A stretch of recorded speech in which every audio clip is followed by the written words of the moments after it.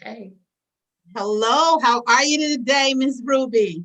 I am great, Dr. McBride Nesbitt. How are you today? I am good as well. I want to take a moment and introduce you to everybody, okay? All righty. Okay, hello, good folks. How are you? How are you? How are you? Today, we have a treat. Yes, we do. Today, we have practicing nurse administrator, retired lieutenant colonel, a community advocate. We have a mother, a wife, a granny, and a friend to many, Miss Ruby Thomas. And today, Ruby is going to talk to us and share with us the power to pivot. Ruby, I really want to thank you for helping me to kickstart my military series. I appreciate you for this. Well, you're more than welcome, and I appreciate the opportunity to be the first one to kick off your series of pivoting. And so I'm waiting, and I'm just excited. So let's do this. Okay, she said, let's do this. Mhm. So, Miss Ruby, since this is really for our individuals who serve us every day, I'd like for you to start out talking to me a little bit about your military story. And if you could include, levels of success in your missions of significance while you shared, I'd love to hear your story about the Well, military. Okay. let me just say, Mhm. my military story started as me as a reservist. In 1999, I was working at the Cleveland VA as a nurse, and I was a reservist. And during that time, between 1999 and like 2002, you do know 9/11, the towers, the whole uh, Iraq situation occurred, and they were pulling a lot of their reserve nurses to backfill for the active duty nurses who were being deployed to those areas of conflict. And so during that time, I was being pulled out of my area to go to different places. Oh, I mean, I went to Minnesota. I've been to Washington D.C. just to backfill, and so I was like, you know what? Uh, as soon as my daughter graduates from high school, I'm going on active duty because they'd wait to 179th day and then they'd pull me back. And it wasn't really a good situation for me and also for my job as well. So once my daughter graduated from high school, I decided I'd go on active duty. And that's exactly what I did. And there, as you said, my career, my story, my whole every opportunity that I had thrusted me into different areas of opportunity. And from there, I've been there until I retired just last year in October. Uh, I've been to several places, and my last duty station took me to Fayetteville, North Carolina, where I met you. Wow. Wow. I like that. So now tell me, now that you are no longer active duty, talk to me about your successes and, your missions of significance since you have been a civilian, Ruby. Well, did you say significance of success? Mm, You could talk to me about success. You could talk to me about your missions of being significant. Yeah. So I will tell you,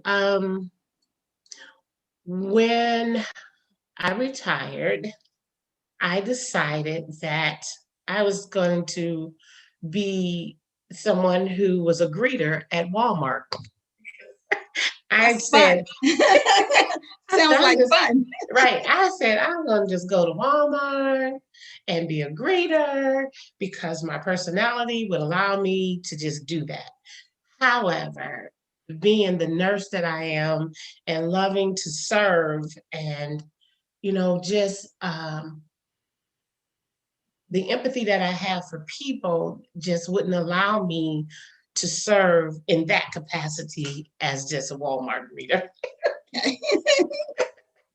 You would have So had fun though. That would have been fun. it would have been fun. However, the first time somebody fell out in Walmart, I would have been right there, as a nurse. So I decided that I would, I could have went again to what I know best as going to the VA. However, I decided that I said I'm gonna do something a little different. So I took the civilian avenue, and so I took a job at a one of Cleveland's biggest. It is the biggest public hospital here because I still wanted to serve in a capacity of working in a community in which I lived in. Um, wanted to serve those who um, needed me. I mean, truly needed me and my services. I wanted to work in somewhere where it was very diverse, where there were people that looked like me, and I wanted to serve people who looked like me and who really needed the services. And they really needed the opportunities that they couldn't get the access to care, the healthcare delivery, all of that. And so that's why I went there. And I love the mission and vision and the values and the whole thing that organization was offering me. So I went there and that is where I am today. Right. So, Um, Ruby, can I ask you, because this is for individuals who are in the military, they're going to grasp so much from this. Ruby, can you tell me about the differences being a nurse administrator in the military in comparison to doing the same thing as a civilian? So, in all transparency, I will tell you, I struggled. I did. And some of my struggles. Um, as far as organizational policies and procedures, it's not much different. I mean, tomatoes, tomatoes. The only difference is one wears a uniform, one doesn't. Um, policies, benchmarks, those things don't change. Okay. However, the way we do things, the culture is totally different. The way that we dress people is totally different. Um, I struggled with how my presence and my persona and how I talked, uh, I struggled with that. The way I talked to soldiers, the directness that I had, I just couldn't do it in a civilian world. It's a kinder, gentler system. And I had to learn that. And I pretty much had to learn that the hard way. Um, but as I began to take a look at myself, I realized that if I was going to be successful in a civilian organization, that there were some things that I had to change about myself. And I realized that if people wanted to see me for the Ruby that I truly am, and I am an empathetic, kind, sweet person, then there were some things that I had to change. And the military, as a woman, especially as an African American woman, you're always trying to prove yourself. Um, and so it makes you kind of that hardcore kind of person. So I had to realize that I didn't have to do that anymore. So in order, Wow. I didn't have to prove that part anymore. So I had to change some things about myself personally in order to be successful in the organization. I got a question for you, Ruby. How difficult was that after serving in the military for 20 years? You were reserve and then you were active duty and you started in 99. So how difficult was that transition? It was difficult. It That was was difficult. difficult? It was very difficult because it was part of me. It was, well, I'm gonna tell you, honestly, Mhm. it actually started before the military because as I began to look at myself, there were barriers that I had put up prior to the military. And then the military didn't do nothing but exacerbate a lot of the barriers that I had put up myself within myself. And so the behaviors, the my performance, and all of those things, just I began. It was just me as a person, my personality, all of that. So trying to fix that person who I had been for 50 some odd years is difficult. And honestly, Dr. McBride Nesbitt, I'm still working on that. It's not going to change because I've only been there not even a year yet. So I'm still working on that. So it's still difficult, and it's easy for me to just evert back to who I am. I have to catch it. I have to catch myself because it's easy to do it on any given day.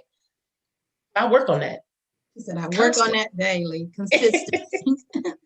Well, Ruby, you talked about life before the military, and I think that's a good segue for me to ask you to share your story with us about the purpose for you being here today, the power to pivot. Can you tell us your story that gave you the power to pivot?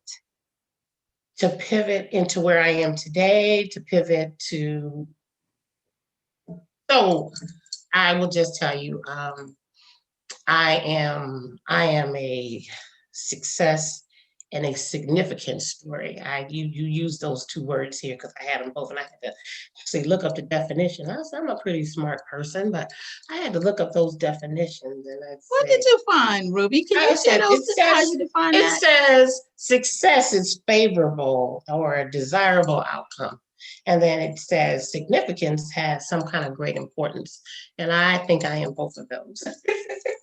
um, I am a I am the second born of my mother and father. Um, and if you look at kind of like where I came from, I'm supposed to be, the story. I'm from a mother and a father that we lived in a house. We had a house. I had four brothers and sisters. I had, everything that a child could have. I went to a Catholic school. My father worked as a plumber, and you know, we had everything that we were supposed to have. But when you close Sound like those, life was good, Ruby. life was supposed to be good, but when you close those doors, my father was an alcoholic, and he abused my mom, and we were victims of that as well. I am a person uh, a victim of prior sexual assaults, and I am a single mother of two beautiful children and a grandmother of four. So when you say, am I supposed to be where I am today? Absolutely not. However, um, I had a great mom who has, despite everything that has went on in our lives, has pushed her children to push beyond a lot of their adversities. And so um, we all, are we successful? Yeah, we're favorable and we have had desirable outcomes. Are we, are we in, or have we had healthy relationships? Absolutely not. Um, I think it's a result of what we have seen as children. I mean, I think everyone has dysfunctionalities in their families. Have we um, been able to function in society? Absolutely, we have. Um,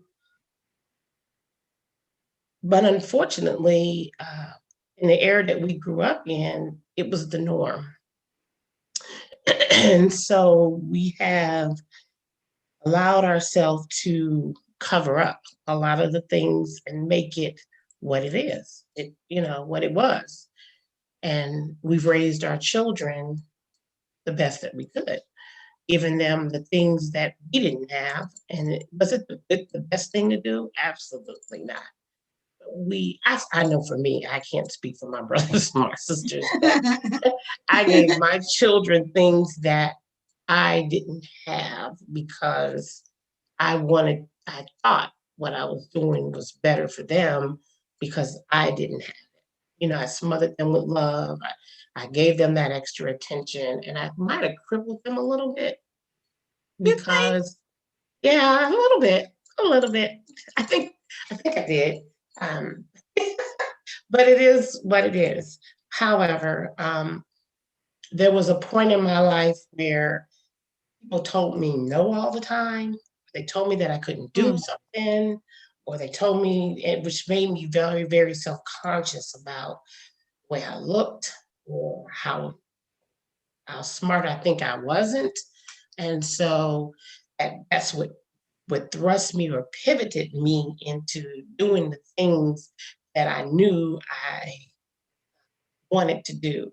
Um, I had a professor, or not a professor, I had a manager because I used to work at hospital as a transporter, and I was struggling because I'm not a eight. Well, I thought, because you see, I was just going to say I'm not really.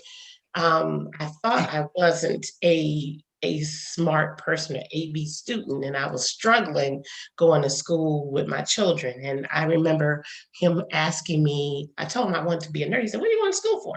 Because I would be having my book, and he'd say, "What are you going to school for?" I said, "Trying to go to school to be a nurse." He said, "What kind of grades are you?" I said, "Oh, I'm getting C's." He said, "My wife is a nurse." I said, "Oh, is she?" And I was so excited. Yeah, she's really smart. I said, "Really? Is she? You're never gonna be a nurse because you're not smart enough." And I was Wow, right? Wow, right? right. And I was like, that was like the driving force for me every single day.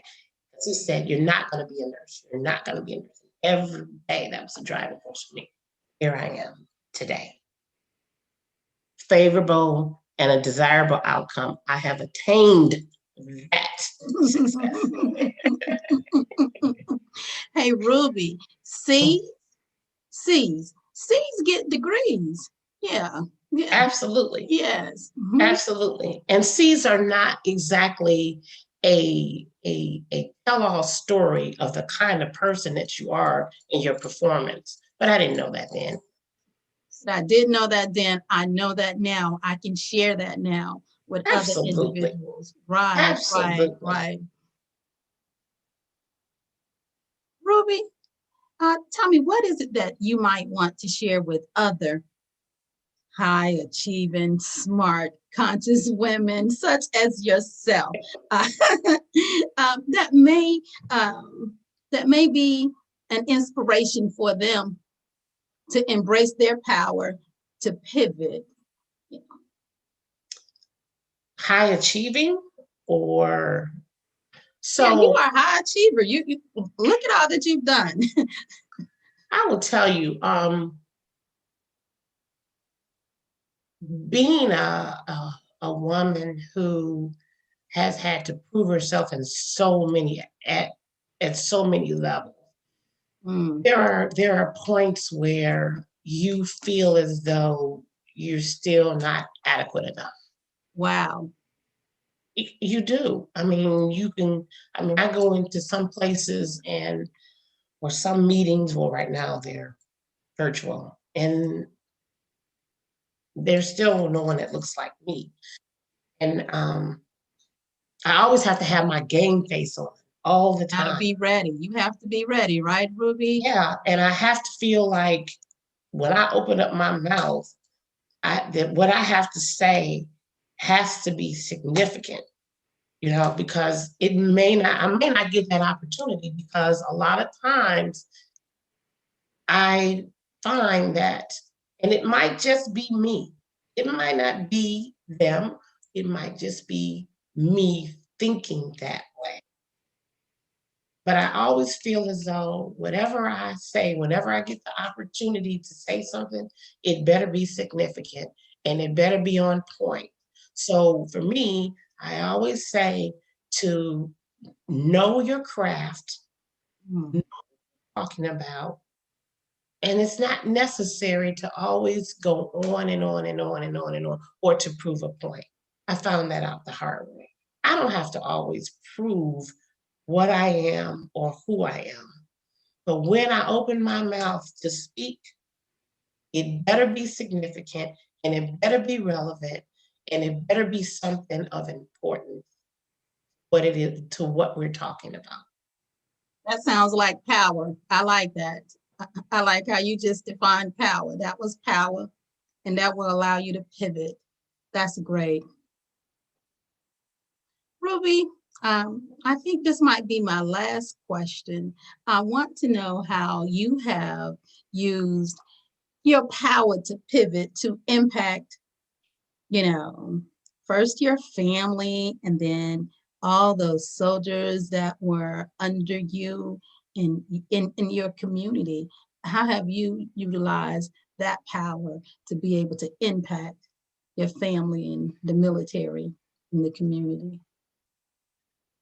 So for my children, I try to continue, my children and my grandchildren, um, to give them things that I didn't have. And I'm not talking about monetary things. I'm talking about setting them up for success that I didn't get. Building a legacy. Yeah. Yes, exactly.